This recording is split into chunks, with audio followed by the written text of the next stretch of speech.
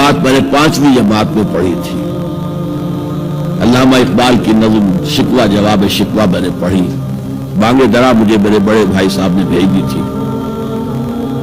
ایک شعر تو وہ ہے بانگ درا کا جو میرے تحت الشعور میں کہیں چپک گیا تھا اور میری پوری زندگی کو اس نے ایک رخ پر ڈالا ہے.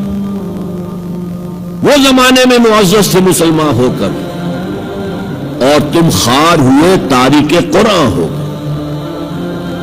دیکھیے یہ بات صرف اقبال نے نہیں کہی. وہ داڑھی بوڑھا تھا, عالم تو نہیں تھا. یہی بات کہی 14ویں صدی کے مجدد اعظم شیخ الہند مولانا محمود حسن اسیر مالٹا نے. 4 سال کی اسیری کے بعد جب رہائی پا کر آئے تھے 1920 میں, اور رہائی کیوں ملی تھی کہ ٹی بی 3rd سٹیج کو پہنچ گئی تھی. انگریز ڈرتا تھا کہ اگر ہماری اسیری ہی کے اندر کہیں انتقال ہو گیا تو کہیں طوفان اٹھ جائے گا, لہذا چھوڑ دیا.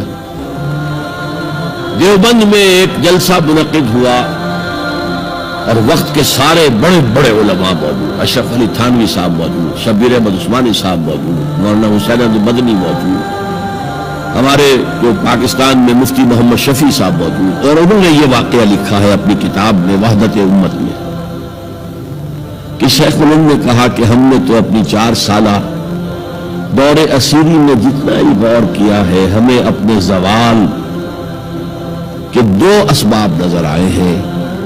ایک ہمارا قرآن کو ترک کر دے, یہ لفظ ہے اس کے اندر, نوٹ کیجیے. حالانکہ علماء نے قرآن کو ترک کیا ہے, لیکن اگر آپ نے کہا نہیں تو یہ صحیح نہیں ہے, کیا ہے. ان کا سارا زور فقہ پر ہے, حدیث پر ہے, زیادہ زور قرآن پر نہیں ہے. صحیح بات ہے. کہنے والا کون ہے؟ شیخ الہند. ایک ہمارا قرآن کو ترک کر دینا اور دوسرا آپس کے اختلافات. اور مفتی شفیع صاحب نے اس کے اوپر پھر یہ گرہ لگائی کہ حضرت شیخ نے جو 2 باتیں کہی تھی حقیقت میں ایک ہی ہے. ہمارے اختلافات بھی اسی لیے کہ ہم نے قرآن کو ترک کر دیا. تو یہ ہے ایک شعر جو میرے ذہن میں چپک گیا تھا. پھر قرآن سے اللہ نے جو ایک مناسبت دی, ذہنی قلبی, اللہ کا شکر ہے, اللہ کا فضل ہے. دوسرا شعر وہ ہے کہ وقت فرصت ہے کہاں, کام ابھی باقی ہے, نور توحید کا اتمام ابھی باقی ہے. پورے کرہ ارضی جب تک کہ توحید سے جلوگر نہ ہو جائے اور اسلام کا ڈنکا نہ بج جائے, اس وقت تک حضور کا مشن مکمل نہیں ہے. حضور حوالے کر کے گئے تھے امت کے. خطبہ حجۃ الوداع میں آپ نے سوال کیا الا هل بلغت, اور 1.25 لاکھ کے مجمع نے جواب دیا انا نشهد انك قد بلغت الرسالة واديت الامانة ونصحت الامة وكشفت الغمة. حضور ہم گواہ ہیں, آپ نے حق رسالت ادا کر دیا, حق امانت ادا کر دیا, مسلمانوں کی خیر خواہی کا حق ادا کر دیا, امت کی خیر خواہی کا, اور گمراہی کے پردے چاک کر دیے. 3 دفعہ حضور نے سوال کیا, 3 دفعہ جواب دے کر پھر آسمان کی طرف نگاہ اٹھائی اور انگشت شہادت سے اشارہ کیا اور پھر لوگوں کی طرف اللہم اشہد اللہم اشہد اللہم اشہد, اے اللہ تو بھی گواہ رہے, یہ مان رہے ہیں کہ میں نے پہنچا دیا. اسے میں کہا کرتا ہوں سائی آف ریلیف. کندھوں پر ایک بہت بڑا بھاری بوجھ آ گیا تھا, بہت بڑی امانت تھی قرآن. اس کے پہنچانے پر کیا کیا تکلیفیں اٹھائی ہیں.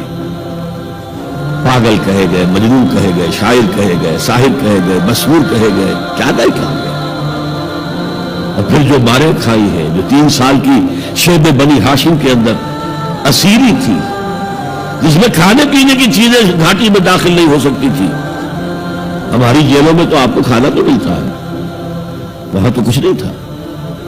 پھر طائف کا پتھراؤ یاد کیجیے, پھر مکے سے نکلنا اور 3 دن رات ایک غار میں چھپے رہنا. پھر مدینے کے اندر آپ کو معلوم ہے غزوہ بدر آ رہی ہے, اس میں 70 اگر کافر مارے گئے تو غزوہ احد میں 70 صحابہ شہید ہوئے, جن میں حضرت حمزہ بھی ہے. 3 رشتے ہیں حضرت حمزہ سے حضور کے, چچا بھتیجا سب کو بس یہی معلوم ہے. چچا بھتیجا، خالہ زاد بھائی، دودھ شریک بھائی، اور عربوں میں دودھ شریک بھائی حقیقی بھائی کے طور پر ہوتا تھا. اور ان کی لاش سامنے آئی ہے کہ ناک کاٹ لی گئی ہے، کان کاٹ لیے گئے ہیں، اور پیٹ چاک کر کے کلیجہ چبایا گیا ہے. یہ سارے بوجھ اٹھا کر اگر وہ حق تبلیغ ادا ہو گیا، اہلا یہ مان رہے ہیں، پوری گواہ ہے. اور پھر کیا کہا؟